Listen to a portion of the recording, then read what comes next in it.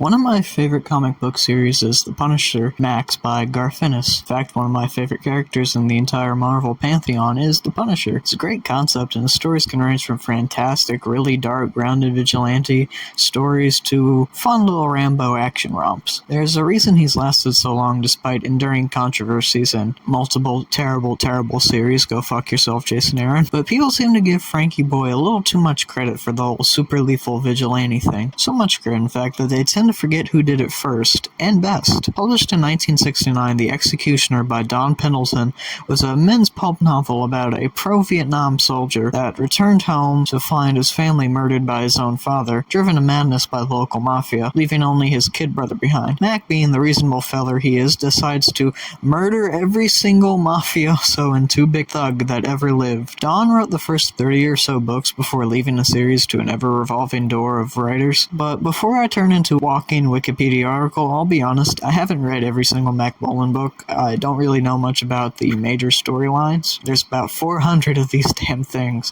If I had the time to read that much, I'd probably be poor, but the ones I have read fucking rock. Mack's a great character in that you can really just have him do anything, put him in any scenario. It's kind of like the American James Bond in that way, and I mean that literally. The president calls up Mack and is like, hey, listen, big fam, but hey, it's not exactly legal to murder 2,896 men and women, so I'll tell you what, fake your death and be a super spy and shit. What do you say, Mac?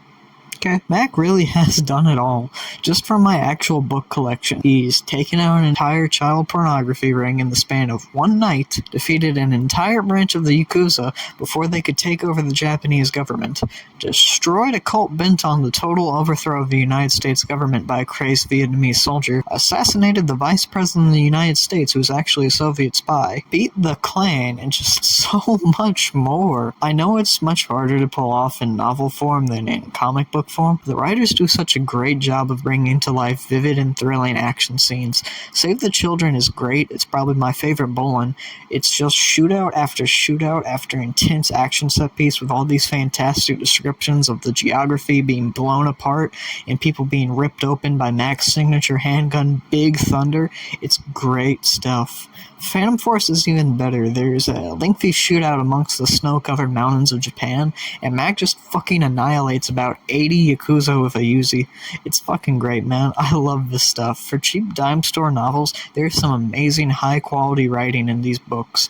I know I'm primarily a comics channel, but Mac doesn't really have many comics, and all the fun is to be had in the books. In other words, read, nigga! Read!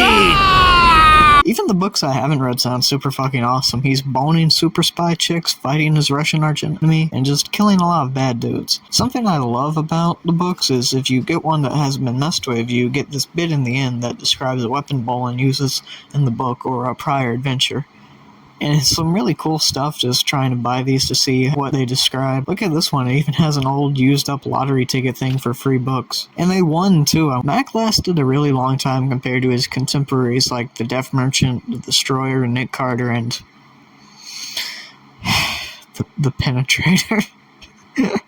Yes, they actually called the character the Penetrator.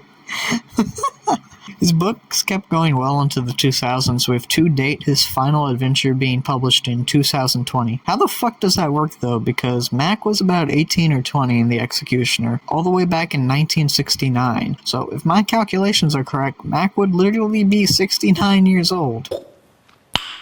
Nice.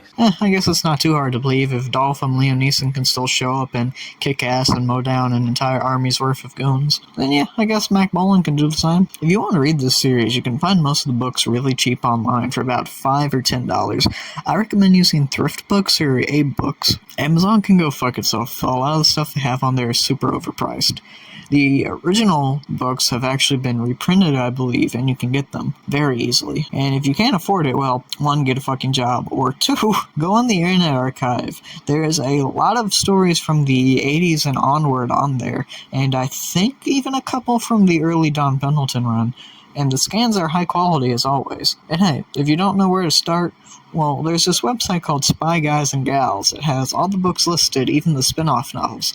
It's how I actually got into the series at first, was through this site. It's honestly really great. I'd like to get this site some more traffic so it doesn't, get shuttered like all the actual good websites on the internet. If you like old action novels like me, I recommend you give Mack Bolan a try. That's all I got for y'all today. Peace, y'all.